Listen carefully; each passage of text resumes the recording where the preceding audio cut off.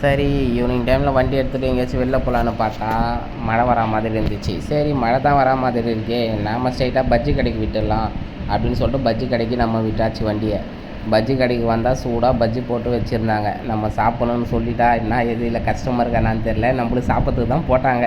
நான் தான் போட சொன்னேன்க்கா பஜ்ஜி போட்டு கொடுங்கக்கா அப்படின்னு சொல்லிட்டு. அவங்களும் அழகாக வாழைக்காய் பஜ்ஜி, மிளகா பஜ்ஜி ரெண்டுமே போட்டு கொடுத்தாங்க. போண்டா எல்லாமே வேறு இருந்துச்சு. வடை, போண்டா, அப்புறம் காலிஃப்ளவர் பக்கோடா எல்லா ஐட்டமும் வச்சுருந்தாங்க.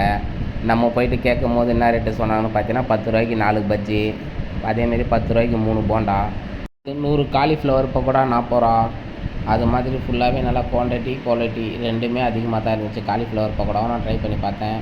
மொத்தமாக சரி வீட்டுக்கு வாங்கிக்கணும் கிளம்பலான்னு கிளம்புன உடனே மழை வந்துச்சு. மழை வந்த உடனே சரி என்ன பண்ணுறது, அங்கே தான் வெயிட் பண்ணி ஆகணும் போல் அப்படின்னு சொல்லிட்டு ஒரு 1/4 மணி நேரம் வெயிட் பண்ணிகிட்டே இருக்கேன். மழை வந்துகிட்டே இருக்குது. எனக்கும் பஜ்ஜி சாப்பிடணுன்னு தோணிகிட்டே இருக்குது. இருந்தாலும் மழை வந்துகிட்டே இருக்குது. வீட்டுக்கு வேறு பஜ்ஜி எடுத்துன்னு போனோமே அப்படின்னு தோணுது.